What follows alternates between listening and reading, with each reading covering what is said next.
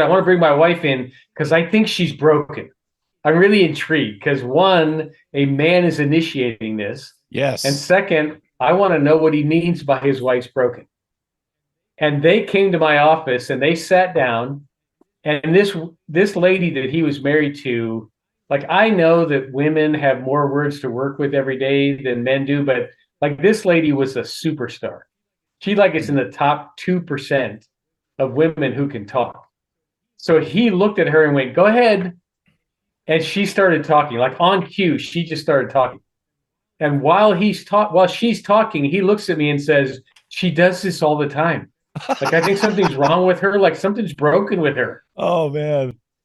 I said, "Hey, look, think about your wife's conversation like a plate of spaghetti.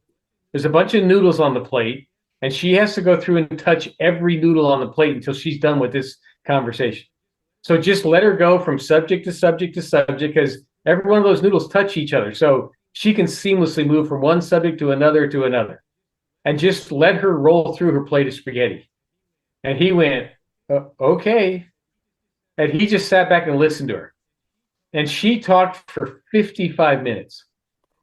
And she finished and he looked at me, he goes, "What do I do now?" I said, "Nothing. Just thank her for sharing. Don't do anything."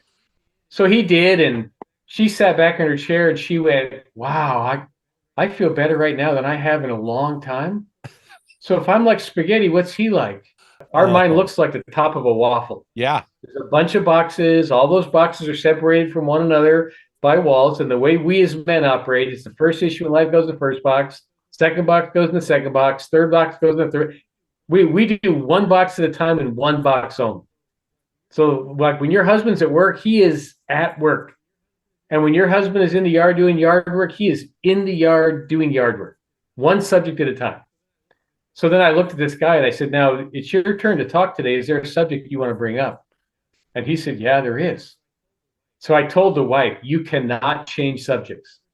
Whatever subject he brings up, he wants to stay on that subject. So you cannot bring up any other subjects." And I knew she couldn't do it. So I was going to have to play the police that day. And I stopped her 6 times. I said, "Write that down. You can talk about that later. Write down. You can talk about that later." And they solved an issue in my office that day that he'd been trying to talk to her about for months.